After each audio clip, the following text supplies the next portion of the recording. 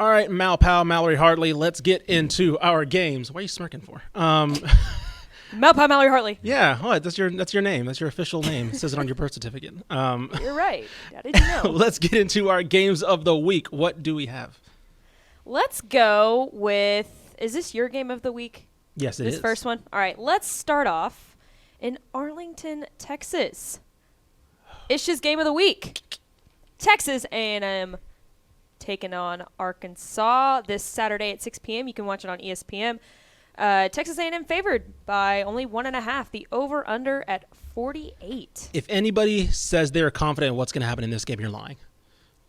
Especially after last week, because Arkansas did not look good against an awful. FCS opponent. Now, granted, that was the voodoo magic, I'm convinced, of Bobby Petrino. Did you watch any of that? No. That guy was in his bag. We can say whatever we want about Bobby Petrino. You find me 5 people who can scheme up an offense better, yeah, and I'll call you a liar. So that's my only worry about this game. That was like fool's gold, right? Bobby Petrino's like, screw Arkansas. I'm gonna embarrass these guys in what's their Reynolds Stadium? I forgot what their stadium's called. Anyway, I'm gonna embarrass them in Fayetteville, right? That was his goal, and sure enough, he scared them, right? Their quarterback put up over 350 passing through the air. Defensively, they were whatever. Bobby Petrino's not known for defense, but regardless, Arkansas got scared by Missouri State. So, regardless, this is an old Southwest Conference matchup, right? This is inside AT&T. I would not be shocked if A&M wins this game. If you would have asked me this a week ago, I'd be like, there's no way, right? Arkansas is a machine right now. This game's always weird, right? Going back to Brett Bielema versus Kevin Sumlin, these games just always strange. Last year was strange. We thought A&M was going to roll, right? That was Arkansas's coming out party, basically, them in the Texas game. I have no idea. That's kind of what's fascinating for me, is that I don't know. I kind of have an idea what A&M is, right? Probably underwhelming and kind of disappointing on the offensive line, really bad quarterback play. I have no idea what Arkansas is right now. Are they that emerging SEC power, or are they still kind of waiting to emerge as that? You know, despite these games always being close, A&M had won 9 in a row until last year. Right. But if we look back on it, this game's been within 12 points since 2012, every single time. 6 of the last 9 in Arlington have been one-possession games. That 2020 game was in College Station because of the pandemic. They didn't do neutral site stuff. But always a close game, always an interesting game. I believe there's been 3 overtime games in the last 6 or 7 meetings between them. A&M won each of those. If we're talking gambling, I feel like this is one of those lines where Arkansas would at least be a pick-em, if not a 1 or 2 point favorite, if not for their performance last week against Bobby Petrino and Missouri State. I believe that Arkansas comes and wins this football game. I still just do not have any confidence in that offense, even after the quarterback change. Max Johnson went 10 of 20 last week. Devon Achane was the only one who caught a touchdown pass, and it was just a little dump out to the side, and Achane did everything else. Arkansas is going to play defense. They have some linebackers. They have a front 7 that's pretty good. Their weakness is the secondary, with Jalen Catalon being out and just a couple other guys that they're missing back there. The way to get Arkansas is through the passing game, the way that Bobby Petrino did it last week. A&M just can't do that. They cannot line up and throw the ball 40 times a game. They will lose. That offensive line is not good enough. The wide receivers are not good enough. The quarterback is not good enough. This feels like a low-scoring game. If A&M has a chance, I would lean towards the under, but I think Arkansas's offense, KJ Jefferson, is just better, and they're going to win this game eventually. But, as we mentioned, this is always a weird game. And so, you throw out everything that happens before, and you just kind of figure out what happens during the game. It just seems like Arkansas has more routes to victory than A&M does. Yeah. Arkansas, also a very underrated winner in the transfer portal. Drew Sanders, native of Denton, of course, formerly of Alabama, now Arkansas. I believe he leads the nation in sacks. Or I think Arkansas as a team leads the nation in sacks, and I want to say he's their leading sack leader right now. He had an incredible hit last week, basically stonewalled a dude from Missouri State, and he's playing on fire. Landon Jackson, another dude of Pleasant Grove, another dude playing out of his mind. Bumper Pool. Yeah, Bumper Pool. Like literally people, just dudes everywhere at that linebacker pass rush position. So even if they want to drop back and pass A&M, I don't know, because Max Johnson going to be able to run away from all those guys. Like, those are athletes, right? Former 4 or 5-star guys running after you. I think we're going to see I honestly don't think we're going to see a very good game from Devon Achane, because I don't know if he's an incredible athlete. Arkansas decided they were going to put incredible athletes at that second level at least, right? Like you mentioned, the secondary is where you want to get them. I don't know if they have the firepower to attack that secondary, so I think it's going to be a lot more Devon Achane, Anaya Smith over the middle, things like that. I think that plays into Arkansas's defense. So, and unfortunately, Arkansas is a sledgehammer on offense that'll take 3 yards wherever they can get it and just eventually get down the field. The hope for A&M is that Evan Stewart, Chris Marshall are back from suspension, and that kind of woke them up, and this is their coming out party because they're going to need a big game from their outside receivers to win this one. You can't ride Anaya Smith and Devon Achane against a good defense and hope to win. Right. Are we going to see Max Johnson? Yeah, he'll be the starter. I think so. I think you can't pull him after 1 week. Even if it was an FCS opponent, even if he wasn't, or Miami, and even if he didn't look very good. But it's like you kind of know what you have with Haynes King. You gotta keep. You made your move. You got to stick with it now. Right. So they're so bad offensively that they can't risk turnovers, and Haynes King is turns a turnover the ball risk. over. Yeah. And so you almost have to just. We're not going to have the same amount of explosive plays, but we're also not going to give the ball away. And right now, they just have to hope to win like they did against Miami, 17-9. Like, it needs to be one of those games. I think Arkansas is better offensively than Miami. Mm-hmm. And so, we'll see if they can hang on and win that type of game this week. Yep. Mallory, what is next? Let's move on to Craven's game of the week, which is Texas at Texas Tech this Saturday at 2:30 p.m. You can watch it on ESPN. Texas favored by 6.5. The over/under at 60.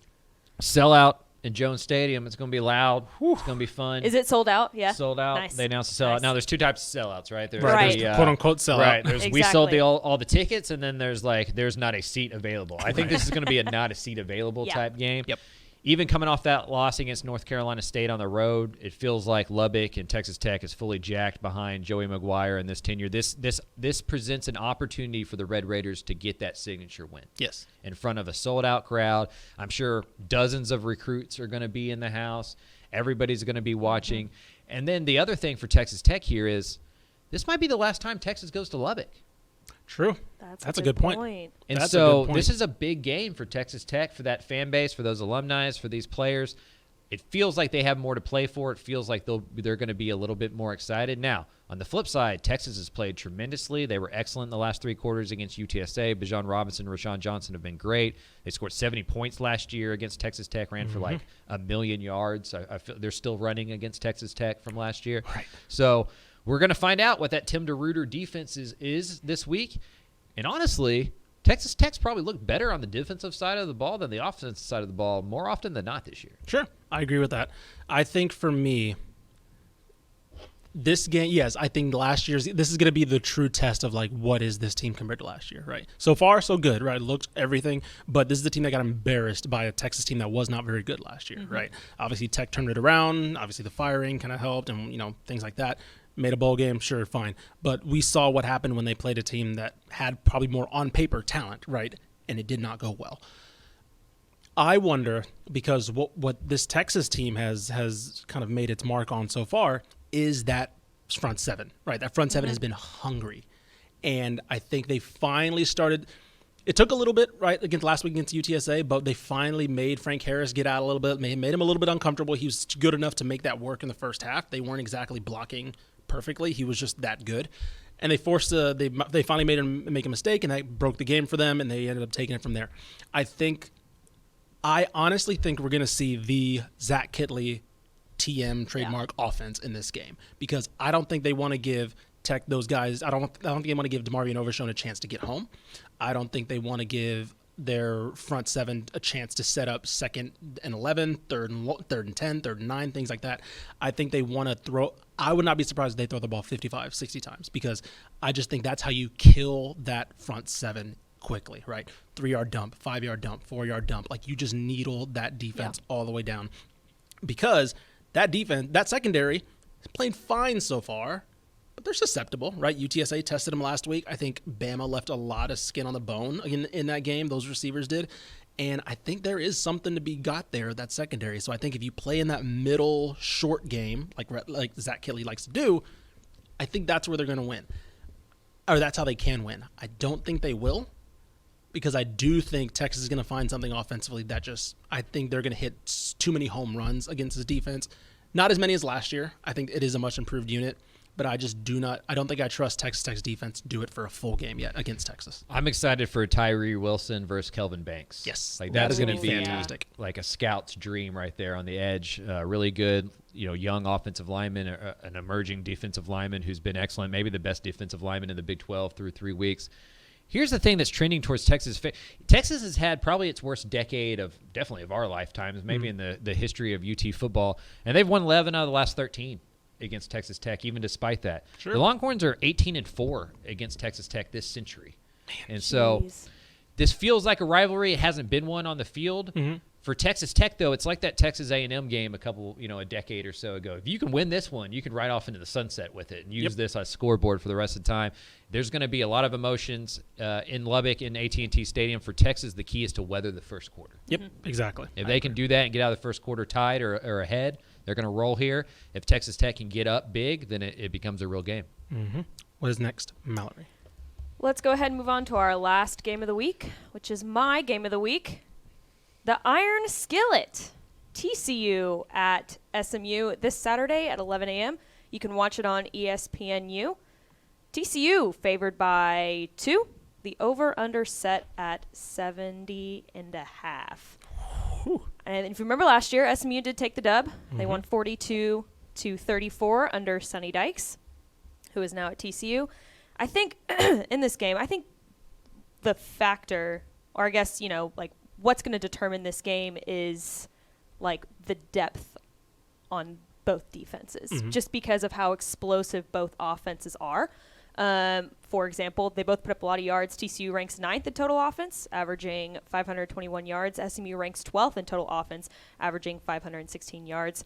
However, they rank super differently when it comes to actually turning those yards into points. TCU still at that 9th spot in the FBS for scoring offense, and SMU ranking 30th in the FBS for scoring offense. And if you remember back to the game last week against Maryland with SMU, they had 30 first downs, but only converted 10 times out of 21 on third down, and they just couldn't turn those yards into points. So I think that it kind of comes down to if SMU can turn those yards into points and which defense is going to tire out quicker, in my opinion.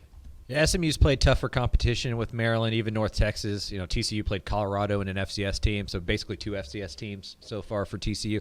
Right. I'm worried about the off week last week for TCU. It was such a weird, a week 3 off week is strange. Very weird, with a new coaching staff, it feels like a hindrance. You want to keep playing. You need more reps, especially with Chandler Morris playing as the quarterback, or not Chandler Morris, but Max Duggan playing as the quarterback because Chandler Morris is out. I'd imagine Chandler Morris got most of those first-team reps the week or two leading into the opener against Colorado, so they're still catching up there. Everything's still new in Fort Worth, and that's true at SMU as well, but they've played 4 quarters extra of football, and they've played a Maryland team on the road that gave them a real test.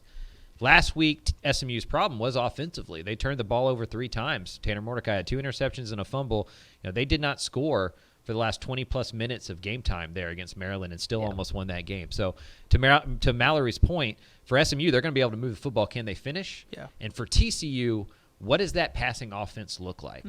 Because the first half against Colorado was concerning. Even through the air, the second half of the Colorado game was concerning. The only time they've looked really good was week 2 against an FCS opponent. SMU's not that. Yeah. So what will that rust look like for TCU? Have they figured things out? Does that week off during week 3 hurt them rather than help them?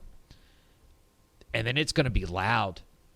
Right? Like Ford Stadium, Ford Stadium is usually not an intimidating place to play. I don't think I'm stepping on any toes. But there's literally saying that. one man that they want to yell at for a whole game. Right. There is actually a villain in Ford Stadium, and people are going to boo him, and people are going to be loud, and SMU has everything to play for because that's their former coach. Yep. Right? And all of the pressure is on TCU.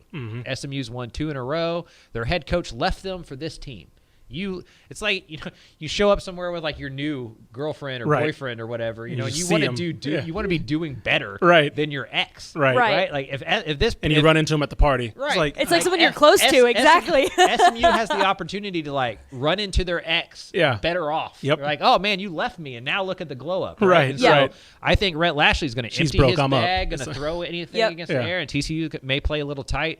Kind of like the Texas Tech game, first quarter becomes really important. Right. If TCU can weather that storm and be on top after the first quarter, their depth, as you mentioned, should allow them to win this game pretty easily.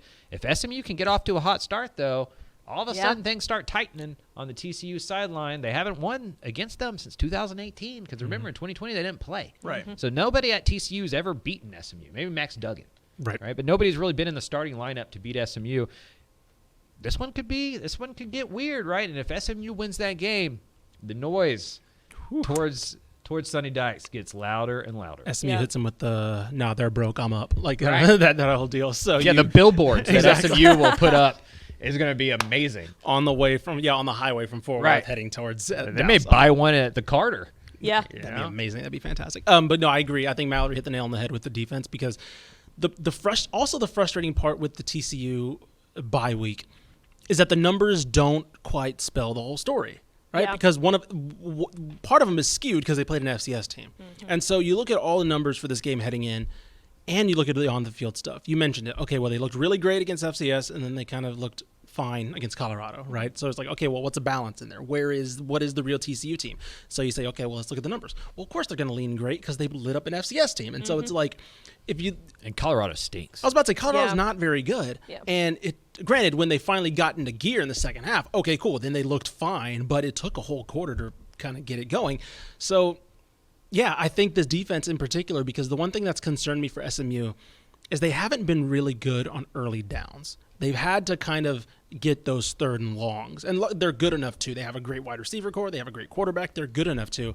But that's the one thing that I'm really concerned about is can they establish those early down run, or not even runs, just early down yardage to create those 3rd and 3s, 3rd and 4s? Because if that's the case, then I think TCU's in trouble, legitimately. Yeah. Because I think if you can give Tanner Mordecai the comfortability of knowing 3rd and 3, okay, we can either hit him for 3 yards or we can take a shot deep and we can blow him up with Rasheed Rice, things like that, and like really light up the secondary.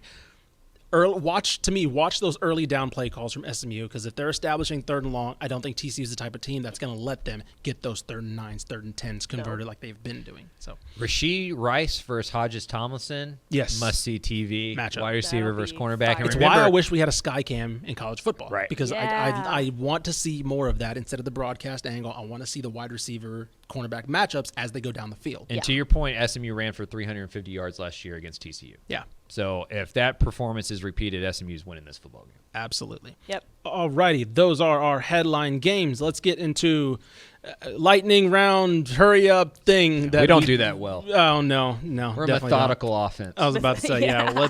We're more San Francisco 49ers. Let's huddle up. Let's call this zone run, baby. Mallory, what do we got? I like that. I'm gonna title that next week.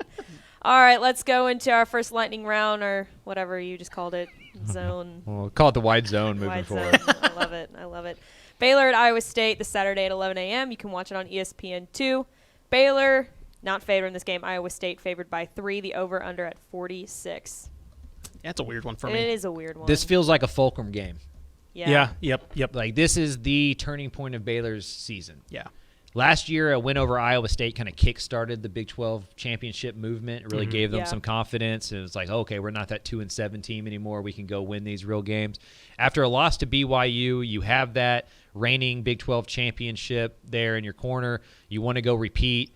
You haven't played overly well offensively, but if you can go into Iowa State and get this win, kind of gets everybody back on your boat. Sure. Right? You go and you lose this game, and all of a sudden you've lost the only 2 games you've played against like competition. What is this Baylor team? Was last year just a blip on the radar, right? Like, Right. it starts to bring up some of those points. Blake Shapen in that passing offense has struggled. They still have not developed a number 1 target. I don't know who their number 1 wide receiver is, probably Seth Jones. With Monterey Baldwin out, like, I don't know what they do there. The good news for Baylor last week, though, is they seem to have found a running back. Sure. Richard Reeves was great. great. 3 touchdowns, over 100 yards, true freshman. They need that in that wide zone offense. I think Baylor's way to win is defense in the running game. The problem, though, is Iowa State's good against those things. Like, that's also their formula. And so, at home, Iowa State, 3-point favorite. This one's going to be a hard one for Baylor. But if they can figure out a way to pull this one out, all of a sudden this jump starts their season. If they go and they lose this game on the road, 7, 8, 9 wins becomes the reality for Baylor. Yeah. I think what I'm terrified of this game is I feel like this is the fulcrum game for the offense, because this is a game that I could absolutely see Baylor scoring 10 points in, because Iowa State is that good of an offense, or that good of a defense, sorry. They're top 5 in EPA per pass, top 6 in EPA per rush on defense, top 9 in echo rate, which, again, yards available gained or stopped from gaining if you're on the defensive side. And Baylor, granted, they played BYU, so some of the numbers are going to be a little bit unfair. They're solid on defense this year, but they haven't been that, right? They haven't yet had that type of They lack performance. stars. Right, exactly. And so I worry that, yes, once the defense comes out, looks fine, but come third quarter, late fourth quarter, the dam starts to break a little bit, and you start to see, Deckers, who's looked okay for Iowa State. I don't think he's lit the world on fire, but he's moved the ball against a really good Iowa defense in that rivalry game, and that they pulled out 10-7. So we know that Iowa State can get in the scrap, right? That's how Iowa wins games, and they beat Iowa at their own game. And so we know that they can get in the slugfest. So I feel like if Baylor gets into that, I don't know if they even have the offense to, unless the running back comes out again like he did against Texas State. But again, that was Texas State. I don't know. That's a different story to do it against Iowa State. I worry really a lot about this. I'm not as big of a Matt Campbell fan as other people are, but I do know that he's established consistency at Iowa State, and now I know that they are just a consistently good to potentially great Big 12 team now. And to me right now, Baylor, I don't know if they haven't looked like a upper echelon Big 12 team so far this season. Baylor last year was kind of considered this workman-like team. Right. But they had stars all over the field. Yep. Like on JT Woods, Jalen Petrie, Terrell Bernard, Abram Smith, Tyquan Thornton. Those were guys. Yeah. They don't have just those. don't have that this year. They don't year, have those anymore. And that was what we've talked about all offseason. What would Dave Aranda's Baylor look like when it doesn't have Matt Rule and Joey Maguire's players? Yes. Yep. And so far, they have not filled those spots with talent. Mm-hmm. And they're going to have to scheme their ways to victory. That's hard on the road against a team that's also really well coached. That's why I call this a fulcrum game. I feel like the way that this game goes dictates the rest of the year for Baylor. If they can win this game, they're off to 8, 9, 10 wins. If they lose this game, it's 6, 7, 8. Yep. All right, let's move on to our next lightning round game, which is... That's why it's called the wide zone. I think we just spent 4 minutes on that lightning round. Yeah, this one we're going to spend even less. Setting up the pass. UTEP hosting Boise State. Oh, we don't have to spend much time on this. That's why I just said we're going to spend even No, less. we're like on Baylor. We're that. just setting up more run. Yikes. I can talk about UTEP Boise State for 20 minutes if we need to. I can do a TED Talk on this. UTEP has broken my heart. Yes. Yeah. Yeah. And here's the disappointing part about this. I'll let you get on your tangent. Boise State does not look good this year, and I do not care. I do not care that Boise State does not look good this year. If like me, you're forced to bet on at least one thing of each single game, take the under here. Yeah. Avoid the money line and just take the under. Because I don't trust UTEP to score 10 points in 10 quarters. Nope. That offense is boom or bust, and there's not much boom. They don't have boom. Jacob Cowing anymore. They just don't have Justin Garrett anymore. Tywin Smith is good, but somebody has to catch a ball. That's why his stats are so good. He has drops as well. Offensive line struggles. The only hope for UTEP here is Boise State, as you mentioned, isn't a team that's going to blow you out 63-0. Because this is Friday night on CBS Sports Network. Mm-hmm. You're going to be on national TV. People are going to be watching. It's 8 o'clock. You're going to be the last game on that night. There's going to be a lot of gambling money on you. And like the North Texas game, I just think it's one. UTEP doesn't have the depth. They don't have the horses to last 4 quarters with teams like this. Boise State's going to lean on them. And unlike last year, UTEP does not have the playmakers to make this interesting. So I was actually counting up the touchdowns for UTEP this year. 1, 2, 3, 4, 5. Yeah, and that's more 4 games. Iowa has. They've played 4 games. They played an 4 extra games. game. Yeah. Then played New Mexico State. They played New Mexico State. Yeah, exactly. So, yeah, it's not great. Again, I mentioned Boise State's not good. This isn't for the first time in a while. Boise State's having an existential crisis of why aren't we dominating every Power 5 team that we play? And they're about to kind of get a boost of confidence this week. That's what's unfortunate. They're really not looking that great. They got pummeled by Oregon State, which is the teams that they're usually supposed to kind of nip in the bud as those bottom Power 5 teams. They got beat by New Mexico.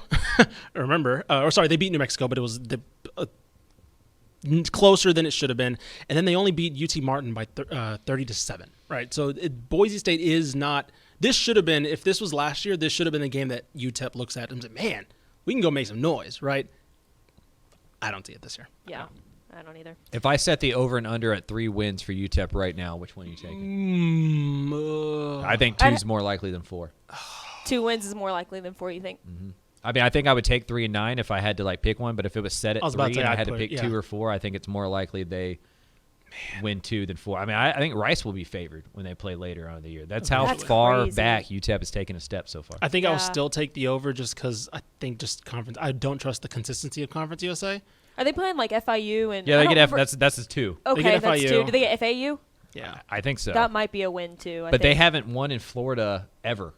No, Oh, it looks like okay. they get both of them at home. Oh, they do. They get Okay, both I thought one FIU of and them was, FAU. I thought Okay. one of So- them was on the road. Yeah. Because UTEP's got that weird, like they've never won a game in the Eastern time zone. Right, it has like a awful stat. That's crazy. Yeah. I would go over still, just because. Yeah. Again, Charlotte's not very good, but still Eastern time zone thing. FIU, FAU. Who knows with Rice? We'll see kind of what Rice is actually over the next couple weeks. But I would go over just because of more of the conference than my confidence in UTEP. Let's put it that way. Yeah. Yeah, that's a That's good fair. point. All right, let's move on to another game we're not going to spend much time on. North Texas playing at Memphis this weekend. We're not going to This, spend much time. this Saturday at 2:30 p.m. If you want to watch it, it's on ESPN Plus. Memphis favored by 12. The over/under at 68.5. I was going to go to this game, but I'm not anymore. Mallory read that like I used to read in school when the teacher made me read. Like, okay, fine, it's Tuesday at 3 o'clock. Memphis It's is cloudy favored by outside. 80 Like, million that was like as points. sad as I've ever heard Mallory's voice. Oh Sorry. my goodness! This UNT is just going to be a takes on their quarterback that they let get away, who was born right in their backyard. All right, Seth Hennigan. no. Another Seth Hennigan revenge game. God, I don't even want That to talk. revenge tour. He's gonna be looking at his dad the whole time. Do you think his dad's going to the game? Oh, 100%. You Yeah. think so? Yeah. Probably would. so. He He's doesn't just even have to gonna- get his car out of the garage. He In just the walk group. over I there. know. That's, Basically. Yeah, that's really But Yeah. Seth This Hennigan's is- like his play has been amazing. Oh, he's been great. fantastic. Like, we're He's all high been school great. watchers here. Like Yeah. we watched him in high school. He wasn't this good. No, he Yeah, now- this year he got 940 yards, 6 touchdowns, and 0 interceptions. He's So thrown for he's thrown nine. for over 65% against Navy and Arkansas State the past 2 weeks. Yeah, he's He good. looks fantastic. He looks has not really thrown a good. pick yet. Yeah. Like he looks really good, and like you mentioned, he was not this good. Right? Yeah. He was good enough to pilot a talented team in high school. But I think everybody kind of was like, "Huh, Memphis. It's kind of a stretch, right? Right. We thought Yeah. so." No, he's fit right in, man. And He ran Grant Gunnell out of there. He ran Grant Gunnell out of there, and Guess who's coming apparently back? Space Jammed his talent because he can't even start at North Texas right now. So I don't know. I thought Grant Gunnell was pretty good coming out of high school, but he started at Arizona, so I don't know what his deal is. Here's my so. concern for North Texas. Oh, I've got a lot of concerns. I know. I know. Mallory's Mallory. like, A let me single unfurl the concern? list. I can tell you what my single concern is. You can't lose to future conference opponents the way that they have. No. Sure. You know, like SMU's a future conference opponent is 48-10. Yeah. If this Memphis game is also in that range, that's not a good look for Seth Luttrell in North Texas. You're not Conference USA anymore. You're moving to the American. We went through the numbers before the show. We did. And North Texas has only made a bowl game 5 times in the century before Seth Luttrell got there, and he's made it 5 in 6 years. Mm-hmm. So North Texas wasn't great before Seth Luttrell has gotten there, and he's made them better than they have been in our viewing lifetimes. Mm-hmm. But as Mallory has pointed out, when you're moving up a conference and your contract is kind of running out, Your old and it's standard not can't gonna, be the standard You anymore. can't. You have to move it forward. Yeah. And so I think he's almost a victim of his own success. Those 2 9-win seasons early on reset standards and set expectations of that's who we are. It's not. They're dependent on the quarterback, and right now they don't have a great one. They have an average one, and they've been an average team. Memphis is good against the run, Yep. and that's not good for North Texas. I was going to say that's going to be what they're going to be trying to do is run the ball, and Memphis has a great run defense. So I don't know what's going to happen in this game, but I don't. It's not going to go in North Texas' favor. We were joking. You know, like when you talk to a Texas fan about Texas A&M right now, they're like, nah, Jimbo's fine. Right. Keep Jimbo. Keep the passing offense. I think I do that with North Texas as a UTSA grad. I'm like, yeah, they made 5 out of the last 6 bowl games. Keep Everything's Seth fine. Luttrell. It didn't. I don't understand what You know the how many big deal bowl is. games that they've At won? this point, barring, I don't know, it does feel like, kind of like a foregone conclusion about his tenure. But Yeah. at the very least, because let's say they look at that standard, right? 5 out of 6 bowls, out of his 6 years here. Cool, awesome, great.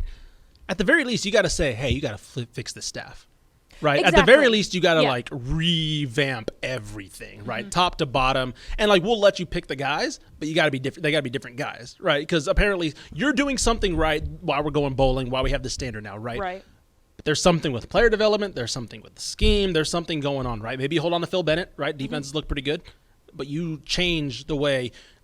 You got to change something. Why are we losing Seth Hennigan to Memphis, right? You got to change something about this offense. Why is it that the only time we were good is when we had a generational quarterback for our program, right? So I agree. I do think that it's a foregone conclusion. He's eventually probably going to part. They might do the parting of ways thing, right, as opposed to like firing him outright. But at the very least, I would not be shocked if they do the, you know what, staff reset, right? Everybody, boom. Seth Luttrell, we trust your guidance overall. Yeah. But we need somebody else coming in and looking at this. I'm going to read the win totals for North Texas from 2005 to 2015. Yeah.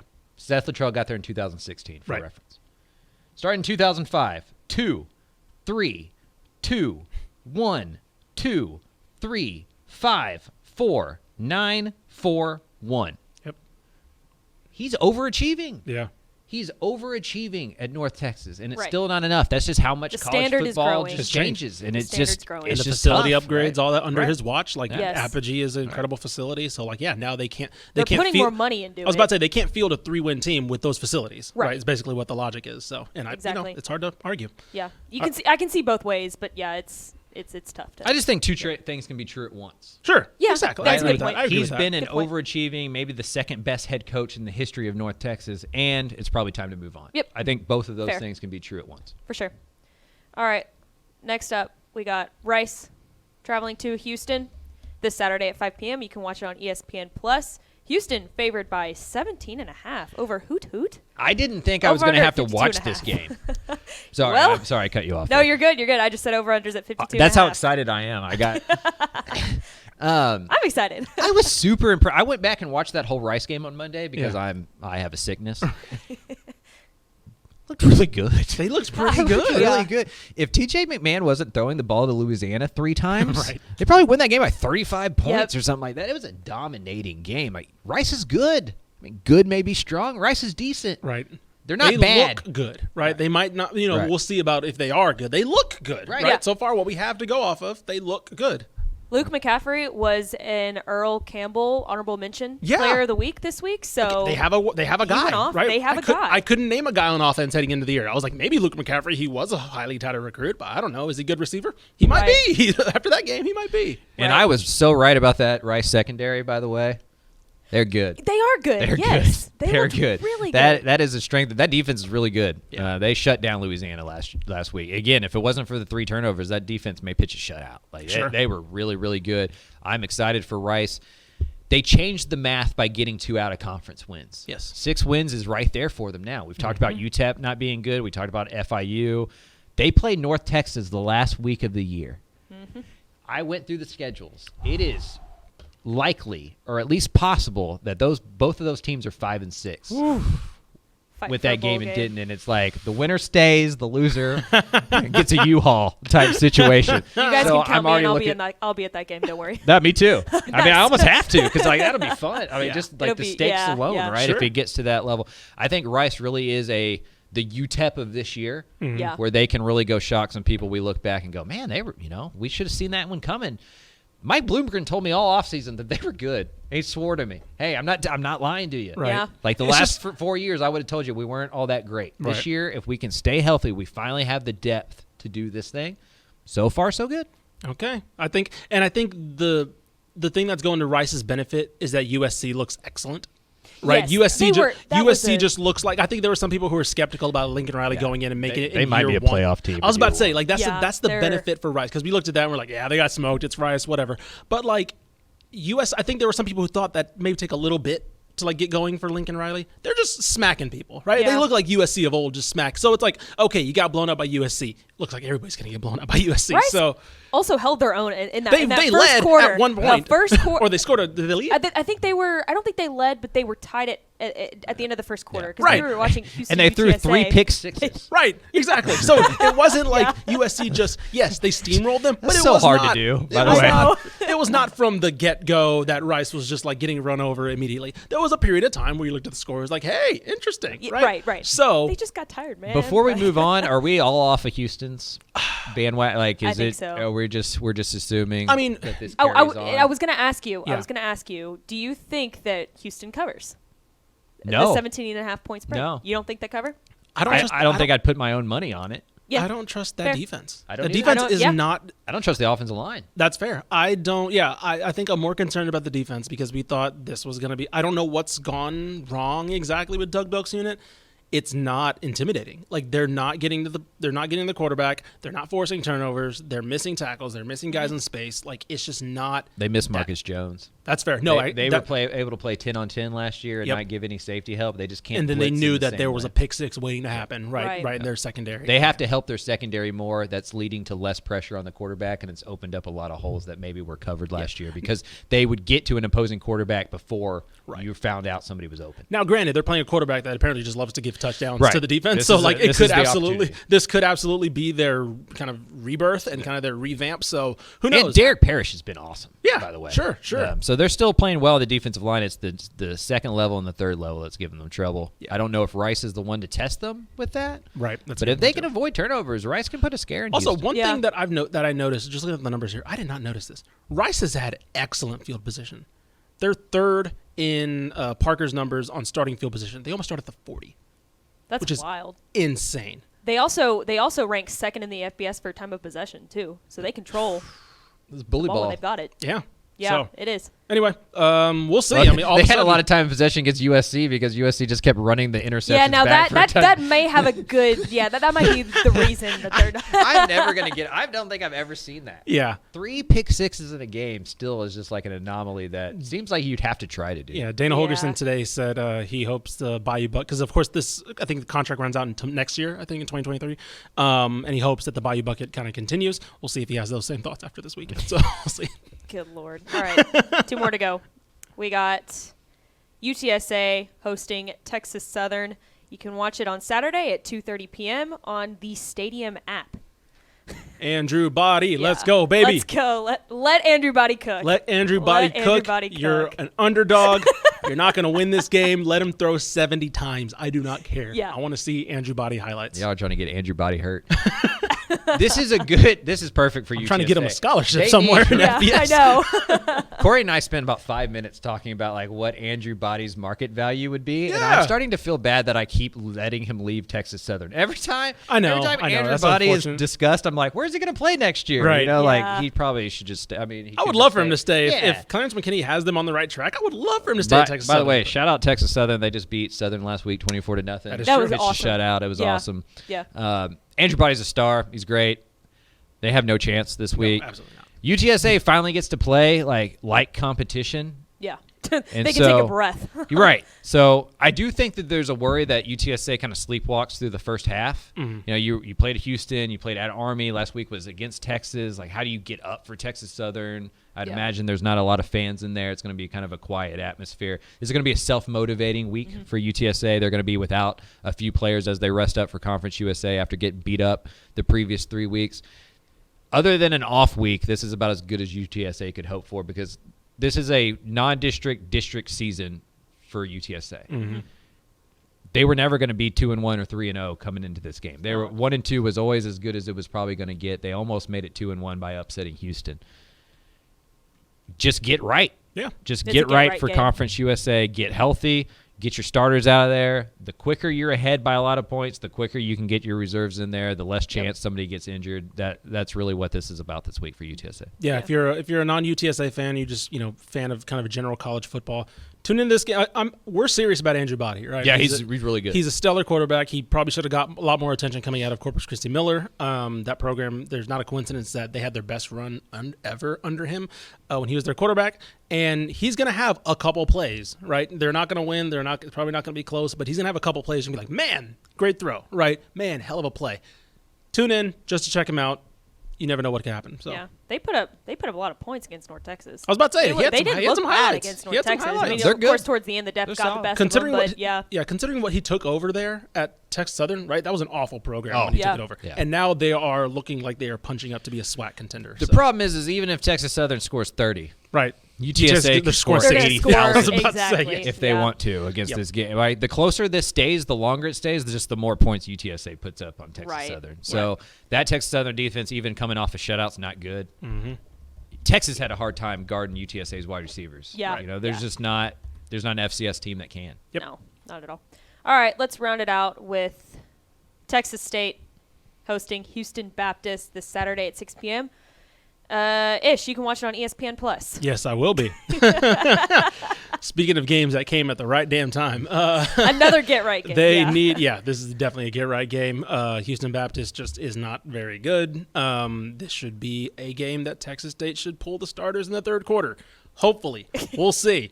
I don't know. Last year they lost to an FCS team, so who knows what I'm talking about. But also I will say Houston Baptist does not have a Cam Ward, so I'll knock on wood. I'm moderately confident that won't happen. So, but this is to me, this is a game that you want the offense to look good, right? The defense had its show against Baylor a little bit, right? They had their show against FIU.